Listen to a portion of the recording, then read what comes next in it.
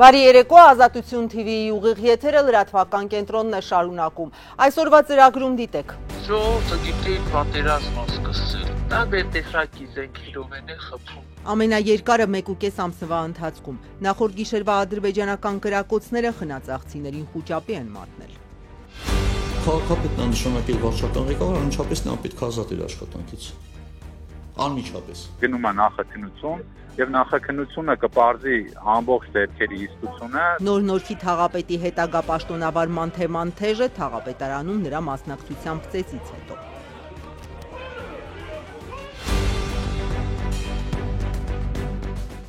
Հակադարձումներ վարչապետ Փաշինյանի իմպիչմենթի գործընթաց սկսելու թեմայով։ Իշխանությունը բանավիճողների մեջ չէ։ Իրանք ինչի են ԿՊ պատգամավորին ուղղված նամակը համարում, թիրախավորում Հայաստան խմբակցության պատգամավորին։ Ես ճիշտ ասած դրա տրամաբանությունը ոչ մի կերպ չեմ կարող հասկանալ։ Հայգերիների ազատ արձակելու խնդրանք Թրամփին 1.5 տարի Բաքվի բանտում պահվող Ռուբեն Վարդանյանի որդին դիմել է ԱՄՆ նախագահին։ Մամուլի ազատության սանդղակում Հայաստանը բարելավել է դիրքերը։ Լրագրողներ առանց սահմանների կազմակերպությունը հատուկ շեշտել է ազատության կարևոր դերը որպես անկախ լրատվամիջոցի։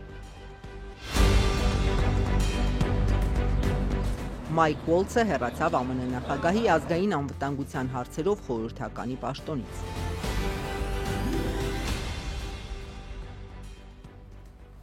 Սյունիքի սահմանամերձ խնածախում մայիսի 1-ի լուսադեմին մտածել են պատերազմ է, կրակն այնքան ինտենսիվ է եղել։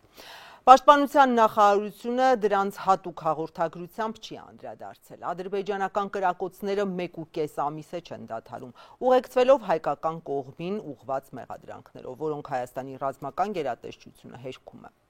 Այդ ընթացքում ադրբեջանական թիրախում 4 անգամ մարդկանց տներ, քաղաքացիական օբյեկտներ են հայտնվել։ Այժմ տեղափոխվենք Սյունիքի սահմանամերձ 2 գյուղեր, Խնածախ եւ Խոզնավար, տեսնենք մարդիկ ինչպես են ապրում ամենօրյա կրակոցների տակ։ Ժողովուրդը գիտի պատերազմը սկսել։ Դա տեսակի զենքերով են խփում, ես չեմ տարբերում։ Ծանր ոնց որ տեխնիկա խփին, բարձր դմբոց, հեռու գնում են նորից դմբում,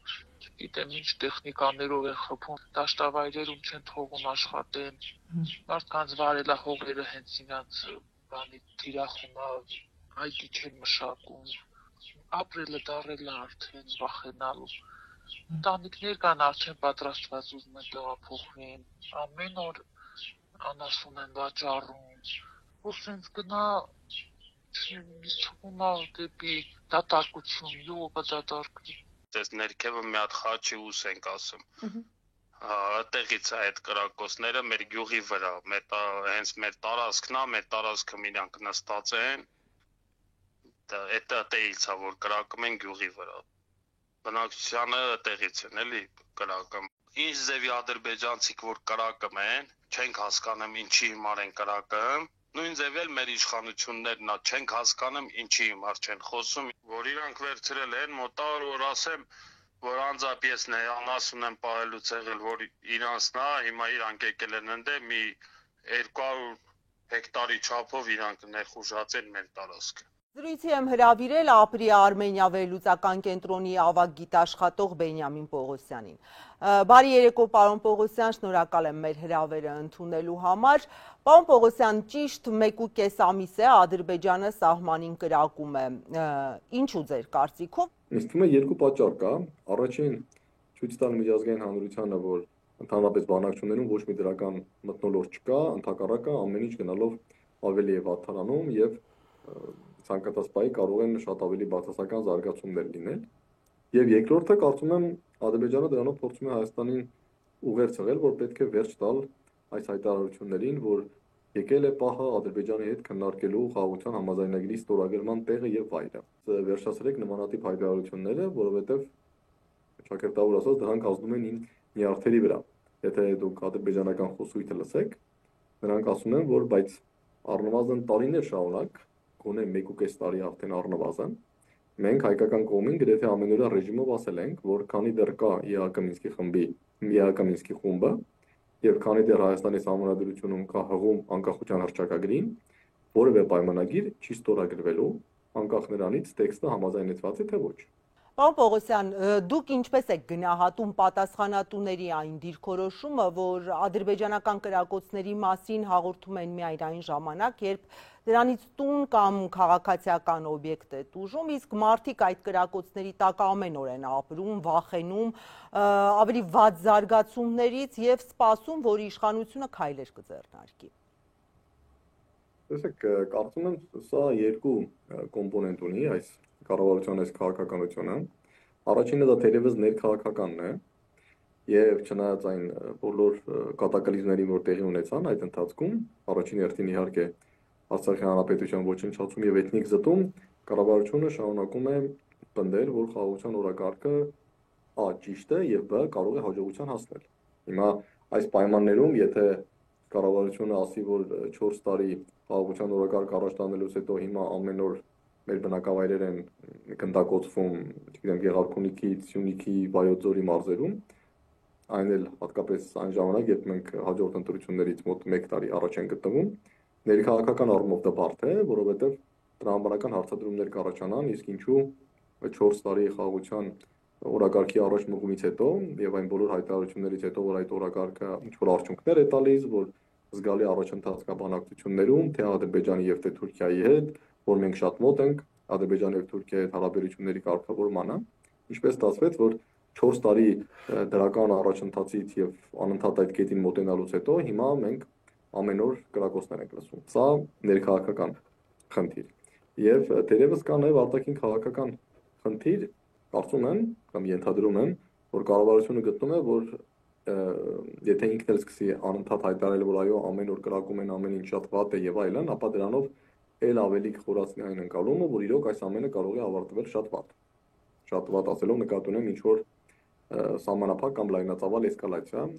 ամեն դեպքում շատ ավելին, քան սովորական կրակոցներ։ Բայց պարոն Պողոսյան, հաղորդելն է կանխարգելում, որ Ադրբեջանը նաև միջազգային ճնշման ներքո զսպվի, թե չհաղորդելը, լռելը, ի վերջո Երևանի հայտնի կոչը հետաքննել գնդակոծման փաստը եւ հանդես գալ հրապարակային պարզաբանումներով, ոչ մի արձագանք Բաքվում չի գտնում, չի արժանանում արձագանքի։ Չկա որևէ հստակ վերլուծություն, թե այդ որ պետության առաջնորդը կարող է եւ ինչու կարող է զանգել Ալիևին եւ հայտարարել, որ այ եթե դու կրկնես այն ինչ արեցիր 2022-ի սեպտեմբերին, քո համար վատ է լինելու։ Հետաբար երևի թե կառավարությունը մտածում է, որ քանի որ այսպես ճակերտավոր աղմուկ բարձրացնելով եւ հնարավոր էսկալացիայի մասին գործընկերներին ահազանգելով, նորից եմ ասում, չեմ խոսում լայնածավալ շաբաթներ տևող պատերազմի մասին, որի նպատակը Սյունիքի, Վայոց ձորի կամ դրանց մի մասի օկուպացիան է կամ օրինակի համար Սևանա լճի ափի մի մասի նկատմամբ վերահսկողության հաստատումը։ Ես խոսում եմ սահմանափակ էսկալացիայի մասին, որը կարող է լինել իր ծավալներով մինչև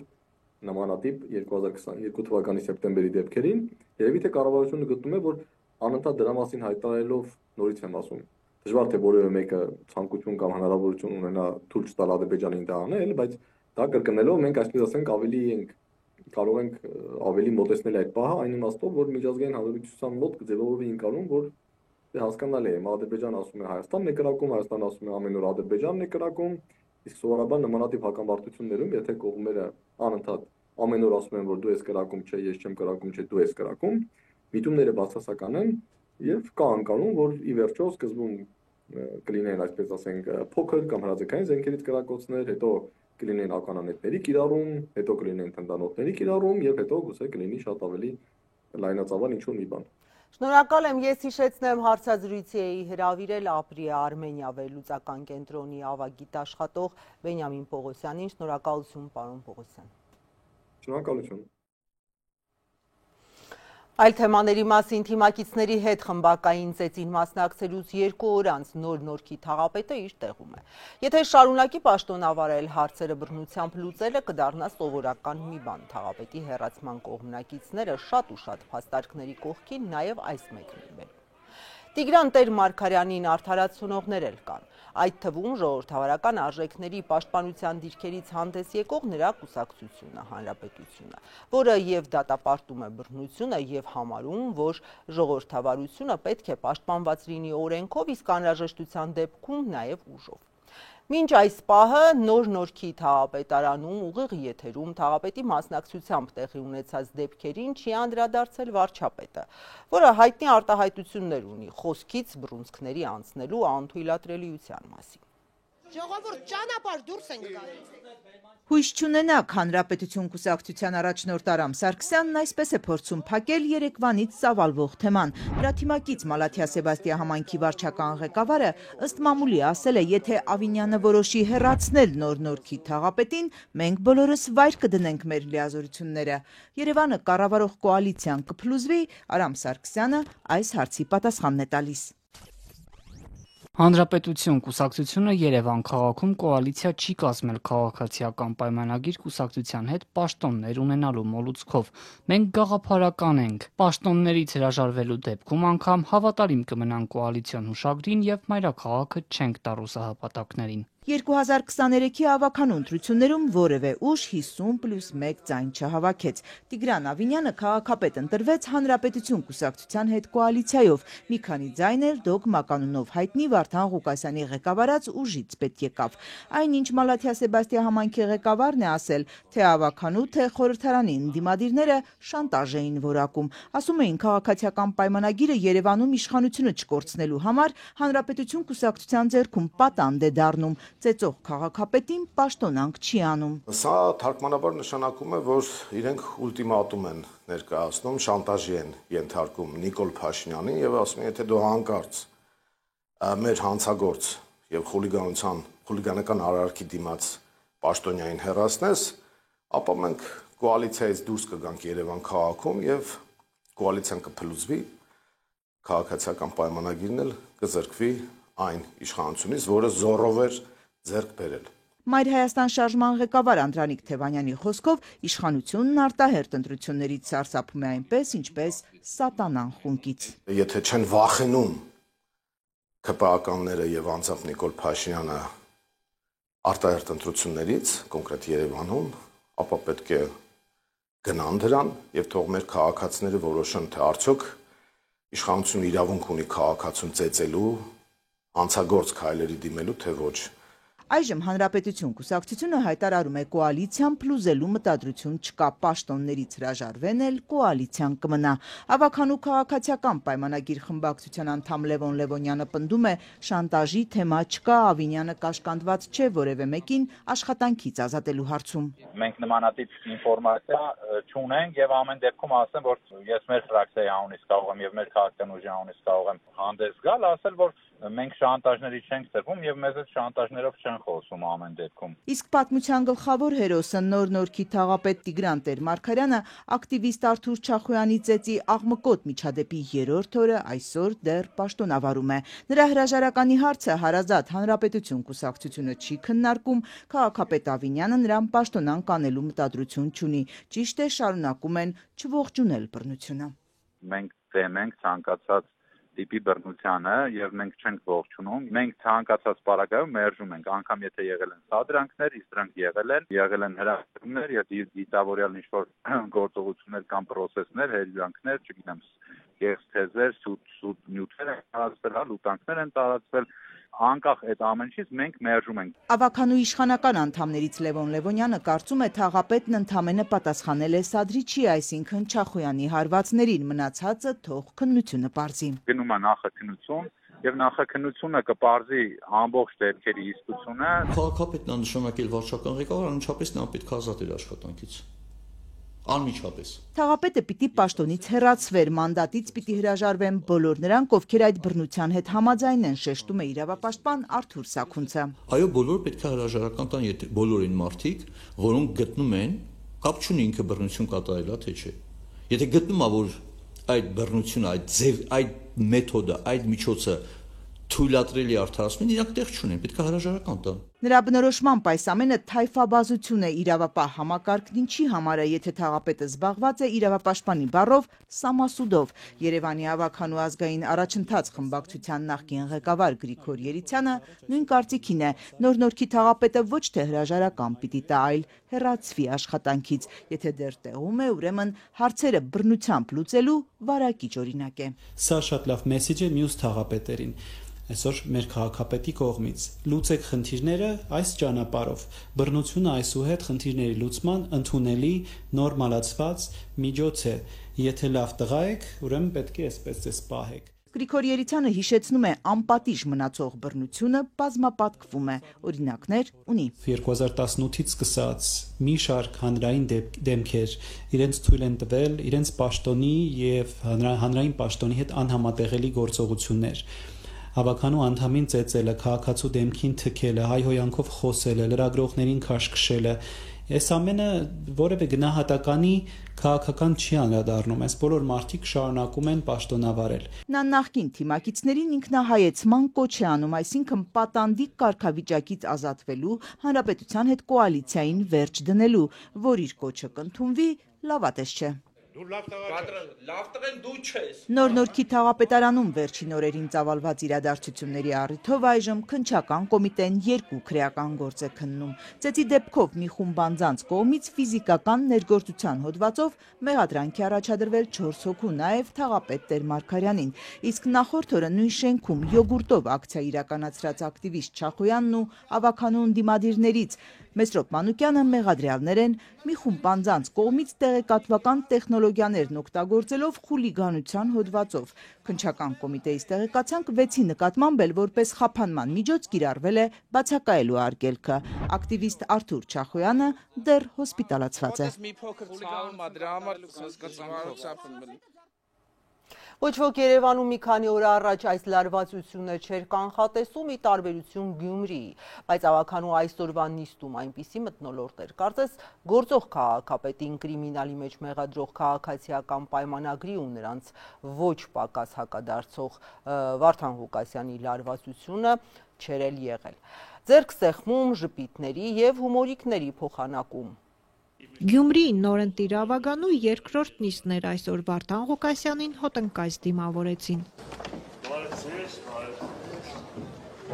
5-րդ անգամ Գյումրիի քաղաքապետի պաշտոնը ստանձնած Ղուկասյանն անմիջապես նկատեց քաղաքացիական պայմանագիրը դահլիճում չէ։ Աստված իրանց համերաշխություն տա։ Փոքրինչ ուշացումով ավականու ամենամեծ խմբակցության 13 անդամները ներս մտան խմբակցության ղեկավար Սարիկ Մինասյանի գլխավորությամբ։ Շեֆերը վերջում են գալիս, Ստալինի քաղաքականությունը։ Ավելի ուշ ՔՊ խմբակցության ղեկավարը ուշանալը բացատրեց ավտոկայանատեղիում տեղ չլինելու հանգամանքով, այլ բան ասած չկա։ Իսկ ավականու նիստում խմբակցությունների ղեկավարներն ու քարտուղարները ներկայացվեցին, հանձնաժողովի նախագահներն ու տեղակալները ընտրվեցին։ ՔՊ-ն որպես ամենամեծ խմբակցություն 2 հանձնաժողով կգլխավորի Մեր քաղաքն ու Կոմկուսը մեկական։ Քաղաքացիական պայմանագրի հանձնաժողովի նախագահներն ընտրվեցին Կոմկուսի կողմ ձայների հաշվին, ՔՊ-ն էլ իր հերթին կողմ քվեարկեց եւ Մեր քաղաքը դաշինքի եւ Կոմկուսի հանձնաժողովի նախագահների ընտրությանը։ Ֆինանսատնտեսական հանձնաժողովի ղեկավար ընտրվեց Վարդան Ղուկասյանի եղբոր թոռը Գևորգ Ղուկասյանը, իսկ դստեր ամուսինը Ավետիս Առաքելյանը աներոջ առաջին տեղակալը կլինի։ Առաքելյան Ավետիսը իմ փեսան է, ես շատ պատասխանատու եմ ու շատ պահանջելու եմ իրենից ավելի շատ, քան որևիցե մեկից։ Ավետիս Առաքելյանը նախկին ոստիկան է, ՔՊ-ն նրա թեկնածությանը ձեռնպահ քվեարկեց, ավականու 17 անդամ կողմ։ Ավետիս Առաքելյանը մի փոքր հուզված էր, բայց չմոռացավ Աստծո հետ միասին աներոջն էլ շնորհակալություն հայտնել։ Շնորհակալություն եմ հայտնում նախ առաջինը Տեր Աստծուց, որ կարողացա հասնել այս բարձրաստիճան պաշտոնին, շնորհակալություն եմ հայտնում ինձ կողմ քվեարկած բոլոր ավականիների անդամներին,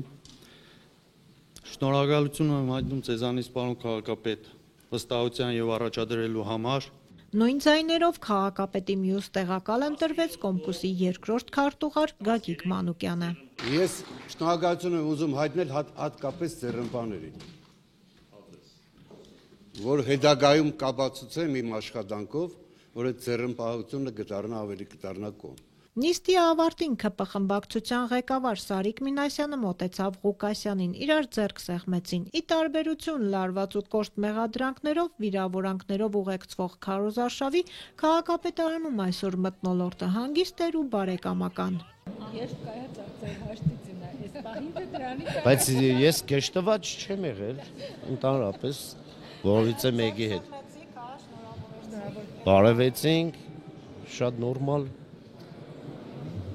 Չէ, կոնյակ բանով, բանբանյարկով չեմ եկել շնորհավորել, բայց իհարկե մենք բոլորս հայ ենք, գյումրեցի ենք, ոնց կարող ենք չբարևել։ Երբ Սարիկ Մինասյանը լրագրողների հարցերին էր պատասխանում, Ղուկասյանը իր աշխատասենյակ բարձրանալիս լրագրողներին հորդորեց նրան վրա չտալ։ 15 րոպե չէ թողնի։ Շնորհակալ եմ, զգացված եմ ընկեր Ղուկասյան։ Վարդան Ղուկասյանը ևս կարևոր համարեց, որ Գյումրիի ավագանիում ընդդիմություն դարձած ԿՊ նիստերին մասնակցի։ Ծառին քամին ինչի համար է պետք, որպեսզի ուժեղացնի իր արմատները, այսինքն ինչքան ընդդիմություն ունենաս, դա առողջ ընդդիմության մասին է խոսքը, դա ավելի քաղաքը կշահի դրանով։ Աշխարհում նմանատիպ ձև են ընտրել, ուրիշ տարբերակ չկա առողջացման, զարգացման։ Միանշանակ կողմնակից եմ։ ԿՊ նիստերին կշարունակի մասնակցել, նրանց մանդատները բավարար են նաև արտահերթ նիստեր հրավիրելու համար։ Բնականաբար մենք մեր լիազորությունները օգտագործելու ենք, այդ հարցերին հետևողական լինելու ենք, ինչպես ընկեր Ղուկասյանը նշեց, որտեղ ասեց մենք ընկերով պետք է խոսենք, ընկեր Ղուկասյանը նշեց, ինչպես ինքն է խիստ լինելու, կրկնակի անգամ մենք ենք խիստ եւ հետեւողական լինելու, որովհետեւ այդ պաշտոնյաները իրենց լիազորությունները եւ պարտականությունները իրականացնեն պատշաճ օրենքի համապատասխան եւ ծառայեն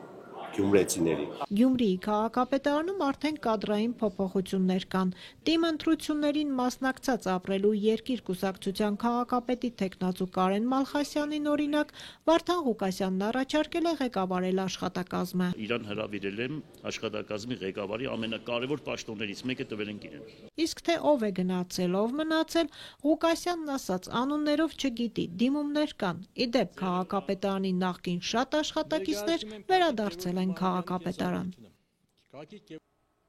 Հեռակա բանավեճ են սկսել վարչապետ Նիկոլ Փաշինյանի իմպիչմենթի գործընթաց սկսելու առաջարկի հեղինակներն ու խորհրդարանի ամենամեծ ընդդիմադիր Հայաստան խմբակցությունը։ Հայտարարեցին իրենց բոլոր 28 падգամավորները կմիանան այդ թվում այն պայմանով, որ նախաձեռնողները մեծաթիվ մարդկանց փողոց դուրս կբերեն։ Քաղաքացիական նախաձեռնությունից վրդովվել են։ Առաջի տպավորությունս այն էր, որ դաշինքի ֆեյսբուքյան օգտահաշիվը խակերների կողմից կոտրվել է եւ իրենց անունից նման հայտարարություն է տարածվել։ Ես հուսով եմ, որ դա իրականությանը չի համապատասխանում եւ դա կհեռացվի։ Խորհրդարանի ամենամեծ ընդդիմադիր Հայաստան խմբակցությունն այսօր պաշտոնապես պատասխանել է «Արթուն ենք» քաղաքացիական նախաձեռնության նամակին, որում նրանք խորհրդարանի 107 падգամավորներին օրերս առաջարկել էին վարչապետ Նիկոլ Փաշինյանին անվստահություն հայտնելու գործընթաց սկսել։ Այդ Գոնջորյան, Լևոն Քոչարյան, Պնդելով, որ Փաշինյանը ոչ միայն չի կատարում խորհրդարանի կողմից ընդունված կառավարության ծրագիրը, այլև դրան հակառակ քաղաքականություն է վարում։ Այնտեղ նախադասություն չկա, որ խոցելի չլինի։ Ռոբերտ Քոչյանի առաջնորդած Հայաստան խմբակցությունը ի պատասխան քաղաքացիական նախաձեռնության նամակին ընդունում է, որ Փաշինյանին անվստահություն հայտնելու քաղաքական եւ իրավական ծանրակշիռ հիմքեր կան, սակայն քաղաքական ուժը հիշեցնում է, որ իմպիչմենթի գործընթացի մեկնարկի համար անհրաժեշտ է 36 падգամավորի ստորագրություն, մինչդեռ ընդդիմադիր երկու խմբակցությունները միասին ունեն 34 ձայն։ Բացի այդ, որպեսզի նախագիծն ընդունվի, անհրաժեշտ է, որ առնվազն 54 падգամավոր կողմ քվեարկի։ Իսկ դա նշանակում է, որ առանց իշխող ԿՊ-ի падգամավորների նախաձեռնությունը կտապալվի։ Հետևաբար Հայաստան խմբակցությունն ընդգծում է, որ իշխանական падգամավորների առնվազն 20 ձայները ստանալու համար անհրաժեշտ է փողոցում ձևավորված հզոր համաժողովրդական շարժում։ Հաշվի առնելով այս հանգամանքները, ընդդիմադիր խմբակցությունը նշում է, թե պատրաստ է տրամադրել իր 28 падգամավորի ստորագրությունները իմպիչմենթի գործընթացի մեկնարկի համար, բայց նախապայմաններով։ Եթե նման գործընթաց նախաձեռնողները կարողանան ապահովել պակասող 8 падգամավորի ստորագրությունը, ինչպես նաև հրապարակավ կհայտարարեն իմպիչմենթի հաջողության հասնելու համար անհրաժեշտ ժողովրդական զանգված ապահովելու իրենց կարողության եւ պատասխանատվության մասին։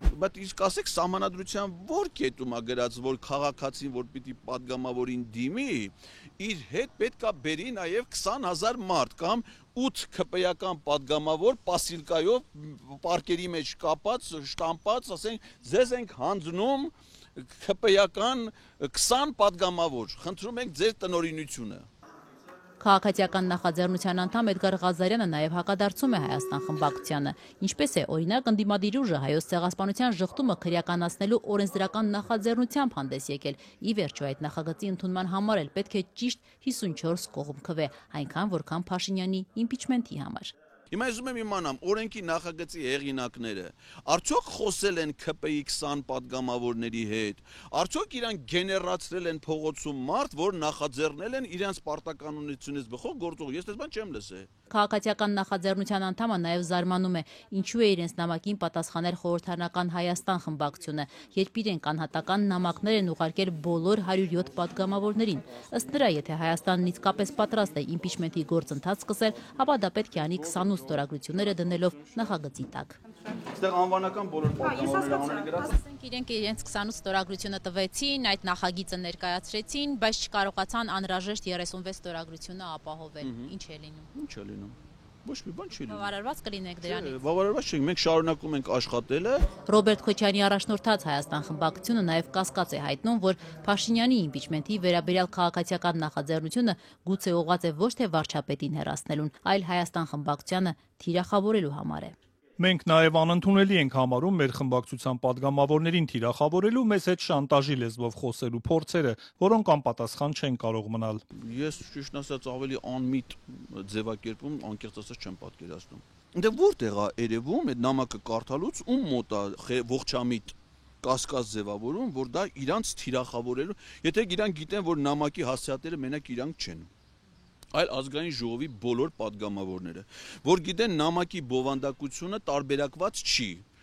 Հայաստան խմբակցության падգամավորներին։ Այս նամակը բոլորինը նույն տեքստն է, մենակ անուններն է փոխած։ Այսինքն իրանք ինչի են ՔՊ падգամավորին ուղված նամակը համարում թիրախավորում Հայաստան խմբակցության падգամավորին։ Ես ճիշտ ասած դրա տրամաբանությունը ոչ մի կերպ չեմ կարող հասկանալ։ Սերժ Սարգսյանի առաջնորդած պատիվ ունեմ ընդդիմադիր խմբակցությունից առայժմ որևէ падգամավոր չի արձագանքել Փաշինյանին անվստահություն հայտնելու քաղաքացիական նախաձեռնության առաջարկին։ Նիկոլ Փաշինյանի առաջնորդած ՔՊ-ի 69 падգամավորներից արձագանքել են ընդամենը 2-ը, ընդ որում նրանցից Արսեն Թորոսյանը պատռել է նամակը։ Հարգելի հայրենակիցներ, իհարկե այս սանցալի, այսպես ասած, մոտավորապես ասպես ասենք ինչքան կարելի է տկարամիտ լինել, որ սենց բան նախաձեռնեն։ Քաղաքացու օրը նշելու հաջորդ աշխատանքային օրը Արսեն Թորոսյանը պատռել է քաղաքացուց ստացված նամակ առանց կարդալու։ Սրա մեջ խորհուրդ չափազանց մեծ է, էլի։ ՔՊ-ից առայժմ միակ падգամավորը Թագուհի Ղազարյանն է, որ գրավոր է պատասխանել նամակին։ Ոչ, ինքը ասել է, որ չի միան, շատ խնդրահարույց պատասխանա, որ իր մեջ նաև ենթադրել հանցանքի հատկանիշներ է պարունակում։ Իդեպ Փաշինյանին անվստահություն հայտնելու հարցով Արթունեն քաղաքացիական նախաձեռնությունն այսօր հանդիպել է առաջին նախագահ Լևոն Տեր-Պետրոսյանի ղեկավարած Հայ ազգային կոնգրեսին։ ՀԱԿ փոխնախագահ Լևոն Զուրաբյանն ասաց, թե նախաձեռնությունը ներկայացրել է իր ծրագիրը, հարցին թե ինչ կարծիք ունեն դրա վերաբերյալ, Զուրաբյանը որևէ մեկնաբանություն չտվեց։ Եթերում Ազատության լրատվական կենտրոնն է, մեր լուրերին կարող եք հետևել նաև Ազատության տելեգրամյան ալիքում, իսկ այս ծրագրի երկրորդ մասում առաջարկում եմ դիտել։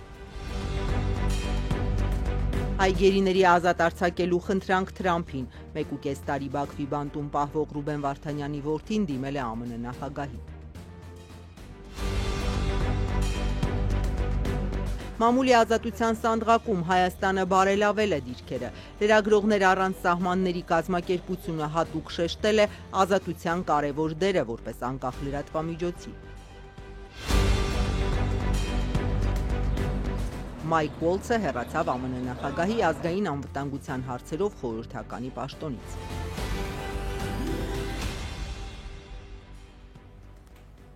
Բաքվի բանտում 1.5 տարի պահվող Արցախի նախկին պետնախարար Ռուբեն Վարդանյանի որդին ԱՄՆ նախագահ Դոնալդ Թրամփին հիշեցրել է նրա նախընտրական խոստումը, նախագահ դառնալուց հետո պաշտպանել հալածված քրիստոնյաներին։ Նույն այդ գրառման մեջ Թրամփը քննադատել էր իր մրցակից փոխնախագահ Հարիսին Արցախից 120,000 հայերի տեղահանությունն ու հալածանքները չկանխելու համար։ 23 հայ գերիների ազատ արձակման հորդորը ամերիկյան Fox News-ն է հրապարակել, ավանդաբար հանրապետականին սատարող լրատվամիջոցը։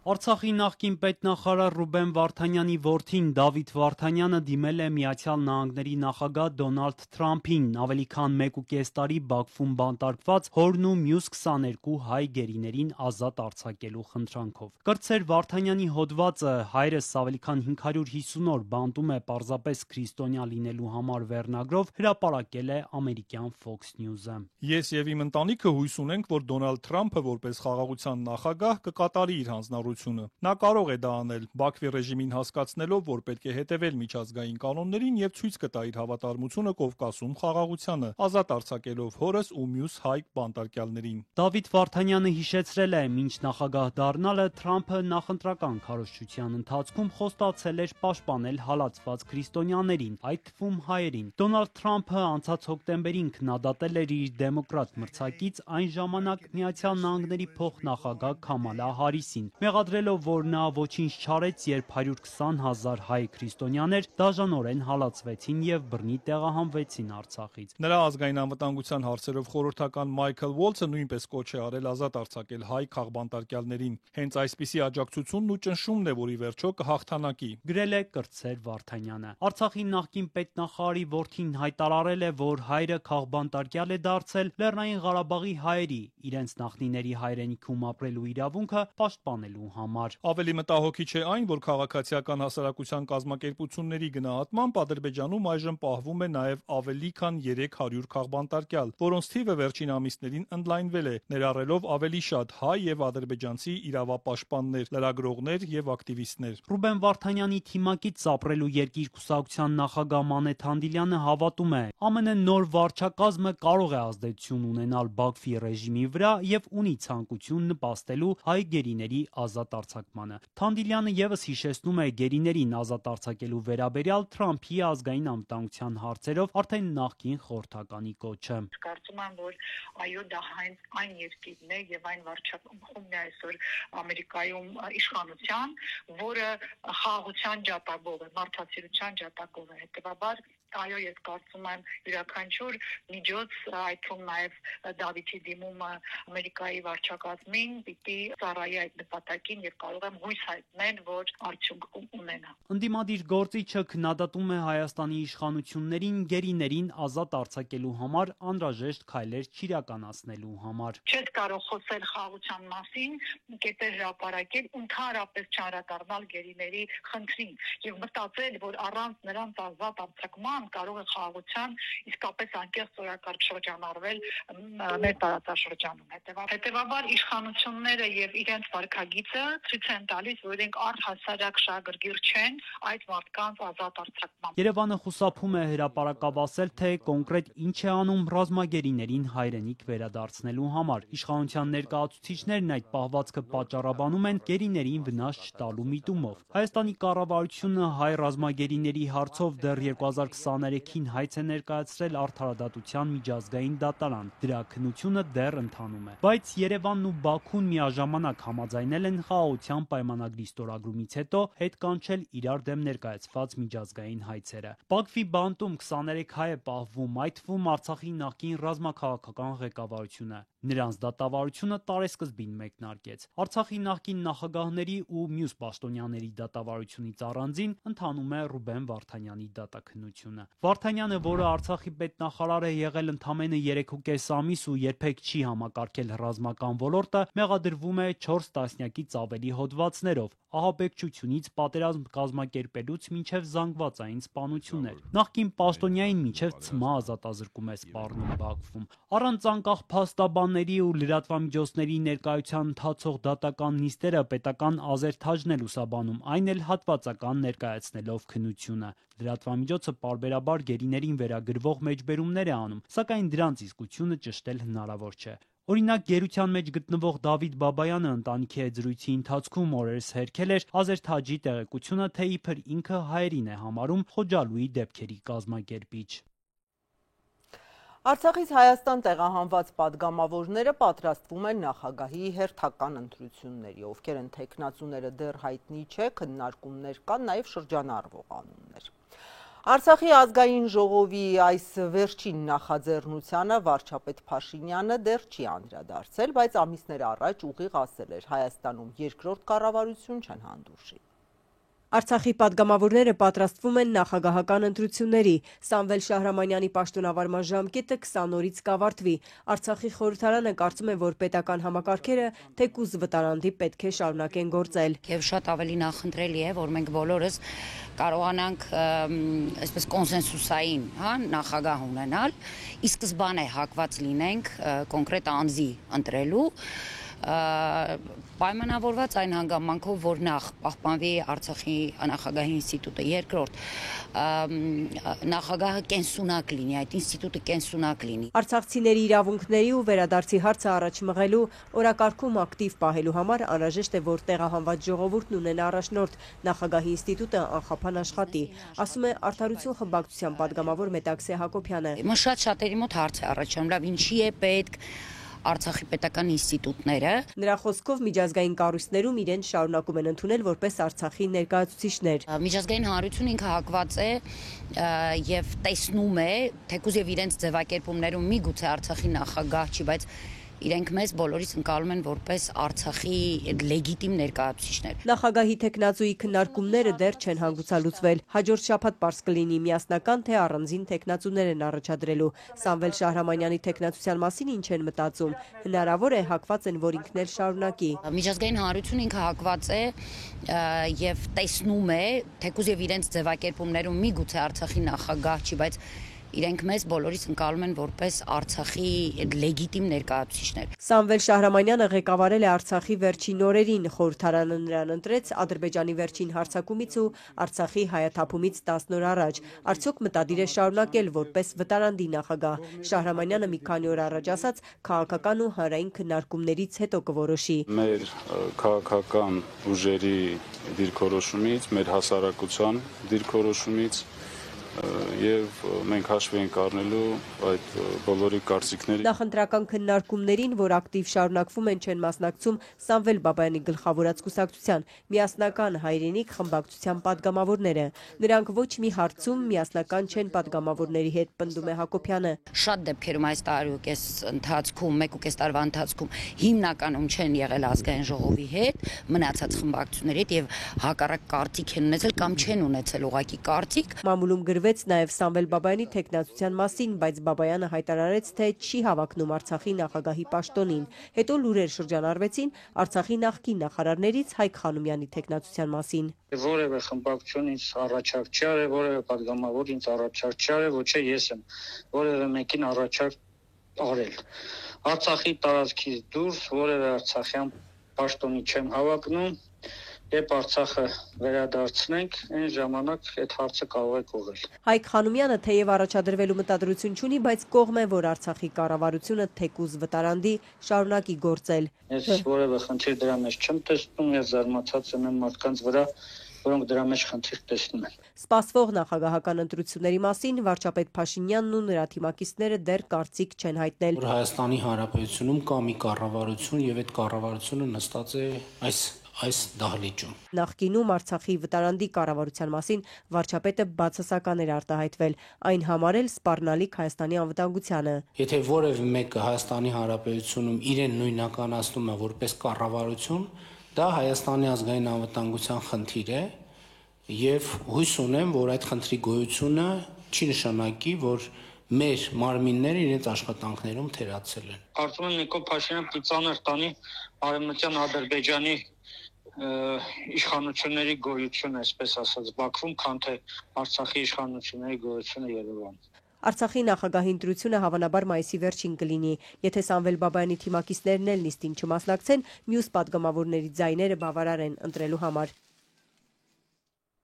Նոր մանրամասներ Հայաստանի ստանձնած հերթական ֆինանսական պարտավորության մասին տևական լրությունից հետո այսօր անձամբ ֆինանսների նախարարն է բացատրել։ Ինչու է պարտատոմսերի տոկոսադրույքը բարձր եւ ովքեր են Հայաստանի նոր պարտատերերը։ Ամերիկայի Միացյալ Նահանգների դոլարով արտահայտված պարտքը կազմում է 13 միլիարդ 581 միլիոն դրամ։ Հայաստանի նոր նախորդից շատ ավելի բարձր 7.1%-ով վերցրած պարտքի առաջին մանրամասներն են հայտնի։ Մարտին ֆինանսների նախարարությունը տեղեկացրել էր Հայաստանը $750 միլիոն եվրոպարտատոմսեր է թողարկել։ Նախարար Վահե Հովհաննիսյանը միայն հիմա է փակագծեր բացում։ Ովքեր են պարտք տվել։ Ներդրումների աշխարհագրությունը եղել է հիմնականում Մեծ Բրիտանիայից եւ Ամերիկայի Միացյալ Նահանգներից, Եվրոպան 14%, Մեծ Բրիտանիան 45%, ԱՄՆ-ը 34% եւ Միջին Արևելք եւ Հյուսիսային Աֆրիկան 5%։ Հայաստանը վերջին անգամ 2021-ին էր եվրոպարտատոմսեր թողարկել, շատ ավելի ցածր 3.87%-ով։ Ինչու է նոր պարտքի տոկոսն այսքան բարձր։ Ըստ գերատեսչության ղեկավարի միջազգային շուկան է փոխվել։ Եվրոբոնդերի դեպքում ուղենիշը ամերիկյան պարտատոմսերն են, որոնց հիման վրա էլ հաշվարկվում են տոկոսադրույքները։ Պարզ ասած, ԱՄՆ 10 տարի ժամկետով պարտատոմսերի տոկոսին X չափով ավելացում է լինում, հաշվի առնելով երկրի վարկանիշը։ Այս դեպքում գումարվել է եւս 2.8% եւ ստացվել ընդհանուր 7.1։ Ունեցել ենք բավականին մեծ պահանջարկ, որը գրեթե 3 անգամ ավելի մեծ է եղել, քան այն ծավալը, որը մենք թողարկել ենք, որը նույնպես հատկանշական է։ Իհարկե, նոմինալ առումով տոկոսադրույքը բավականին բարձր է, որովհետև շուկայում տոկոսադրույքները վերջի տարիներին էականորեն բարձրացել են։ Այս ամենը սակայն ենթադրում է, որ նախորդ 4 տարիներին չնայած աննախադեպ ֆինանսական մուտքերին, տնտեսական աճին ու հարկային եկամուտների ավելացմանը, Հայաստանի նկատմամբ վստահությունը էապես չի ավելացել։ Միջազգային ներդրողները Հայաստանը գնահատել են այնպես, ինչպես 2021-ին։ Ինչու այս մասով փոփոխություն չկա, հարցրինք նախարարին, որն այսօր պարտքի թեմայով ասուլիս էր հրավիրել։ Իրականում պատճառները այդքան գծային չեն, որտեղ ինչպես ասեցի, շուկայում տեղի ունի մի process, որտեղ մեր նման երկրների սպրեդերը աճել են։ Այսինքն մյուսներին աճել են, մերը չի աճել։ Նախարարն ասաց, այս հարցը ուզել է նաև նոր պարտատերերին։ Վահե Հովհաննիսյանի կարծիքով Ադրբեջանի հետ խաղաղության պայմանագրի ստորագրումը կարող է բարելավել Հայաստանի վարկանիշը։ Մեզ բոլորը հարցնում էին, իսկ ինչի է ձեր ռեյտինգը BB-, եթե այսքան ամեն ինչ լավ է։ Եւ մեր կարծիքով միակ պատճառը, որը մեր ռեյտինգը այդպեսին է, դա աշխարհակահաղական իրավիճակն է, որը տեղի ունի, եւ ես բոլորին ասում եի այն մասին, որ երբ որ խաղաղության պայմանագիրը մենք ստորագրենք եւ այս իրավիճակը կլուծվի, մենք վստահաբար կունենալու ենք էական ռեյտինգի փոփոխություն։ Մինչդեռ Ադրբեջանը հիմա էլ Հայաստանից շատ ավելի բարձր վարկանիշության վարկանիշ ունի։ Վրաստանը նույնպես գերազանցում է Հայաստանին։ Ճիշտն ասած, ես չեմ համարում, որ ես կոռուպցիոն սկանդալում եմ հայտնվել։ Ֆինանսների նախարարն այսօր անդրադարձավ նաև մի խումբ փաստաբանների հայտարարությանը, թե ինքը պաշտոն ստանձնելու օրը անտոկոս փոխառնություն է ստացել, ընկերություն գնելու, հետո էլ իր բաժնեմասերը մորեղբորը վաճառել։ Այդ ընկերությունը պետական օժանդակությունից է օգտվել, ստանալով 1.8 միլիարդ դրամի մաքսատուրքի արտոնություն։ Ստանձնեցի այդ պաշտոնը, երբ որ արդեն պարզ էր, որ ես այլևս այդ գործունեությամբ չեմ կարող զբաղվել, ուղղակի այդ պարտքը եւ այդ ընկերությունը ես փոխանցեցի երրորդ անձի։ Պատմությունն ուսումնասիրած փաստաբանները պնդում են, իրավապահները պետք է քննեն այս փաստերը։ Վերաքննիչ դատարանն էլ իր հերթին որոշել է, պետք է քրեական վարույթ նախաձեռնել։ Նախարարն ասաց, իրավապահների կողմից ինքը մինչ այս պահը որևէ հրավեր չի ստացել, բայց կոռուպցիայի կանխարգելման հանձնաժողովում է պարզաբանումներ ներկայացրել։ Ինձնից պահանջվել են որոշակի պարզաբանումներ, ես տրամադրել եմ ամեն ինչ, ինչ որ հնարավոր էր, այսինքն այդ թվում նաև իմ հաշիվների քաղվածքը, ես ինչ եկամուտներ եմ ունեցել, ինչ ուղղություններով եմ այդ ծախսումները արել։ Դատախազությունից տեղեկացրել էին, բողոքարկելու են վերաքննիչի քրեական վարույթ նախաձեռնելու վերաբերյալ որոշումը, այսինքն դատախազությունում ՔՊԱ-ական նախարարի դեմ քրեական վարույթ հարուցելուն դեմ են։ Միջազգային լրահոսից ենք մի քանի լուր առանձնացրել, ԱՄՆ ազգային անվտանգության հարցերով խորհրդական Մայք Ուոլսն ու նրա տեղակալը հրաժարական են տվել։ Հրաժարականները տեղի են ունենում սիգնալի չաթի արտահոսքից հետո դեմոկրատների քննադատությունների ֆոնին։ Մարտի վերջին ամերիկյան Ատլանտիկ ամսագրի գլխավոր խմբագիրը պատմել էր, ինչպես է Թրամփի ազգային անվտանգության թիմը իրեն պատահաբար ընդգրկել սիգնալի չաթ։ որտեղ քննարկում էին Եմենի հութիների դեմ ռազմական հարվածները։ Մայք Ուոլցը իր վրա էր վերցրել գաղտնի նամակագրության արտահոսքի պատասխանատվությունը։ ԱՄՆ նախագահ Թրամփը այդ ժամանակ նրան չազատեց պաշտոնից, հայտարարելով, թե Ուոլցը սրանից լավ դասեր է քաղել, սակայն այժմ նա Ուոլցի թեկնածությունը առաջադրել է ՄԱԿ-ում ԱՄՆ մշտական ներկայացուցչի պաշտոնում։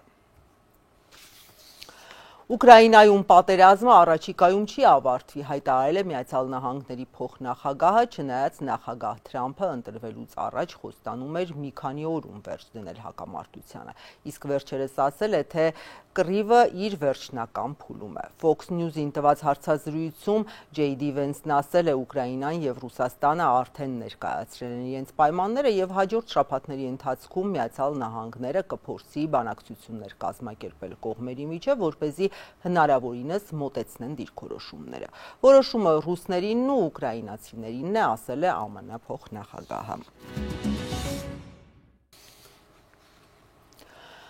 Սիքստինյան մատուռի տանիքում այսօր տեղադրվել է ծխնելույզը, որը ավանդաբար սպիտակ ծուխ է արձակում, երբ կաթոլիկ կարդինալները ընտրում են նոր պապին։ 5 օրից նախատեսված կոնկլավին կմասնակցեն 133 կարդինալներ։ Եթե ծխնելույզը սև ծուխ արձակի, դա կնշանակի, որ կարդինալներին չի հաջողվել պապ ընտրել։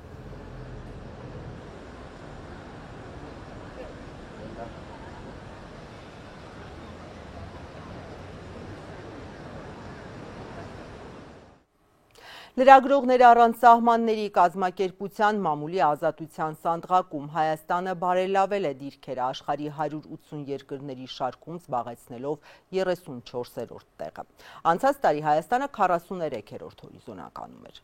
Միաժամանակ հեղինակավոր կազմակերպությունը փաստում է, որ չնայած բազմակարծիք միջավայրին հայաստանյան մեդիան շարունակում է մնալ բևեռացված։ Հայաստանն առերեսվում է ապատեղեկատվության եւ ատելության խոսքի աննախադեպ մակարդակի, ինչը պայմանավորված է ներքաղաքական լարվածությամբ, սահմանների անվտանգության խնդիրներով եւ Ռուսաստանի ու Եվրոպական միության միջև բարդ աշխարհաքաղաքական դիրքով։ Հեղինակավոր կազմակերպություն, լրագրողական կազմակերպությունը Civilnet-ի հետ KM-ի, Factor AM-ի շարքում հատուկ շեշտել է ազատության դերը որպես անկախ վերահսկողի, ինչը կարևոր է ժողովրդավարության համար, նշել են կազմակերպության ներկայացուցիչները։ Այսքան այս թողարկման համար ես ձեզ հրաժեշտ եմ տալիս, ազատություն.am-ում լուրերը մշտապես թարմացվում են, դուք կարող եք գտնել մեզ նաև սոցցանցերում, YouTube-ով դիտել եւ կաբելային ալիքներով։ Հաջողություն։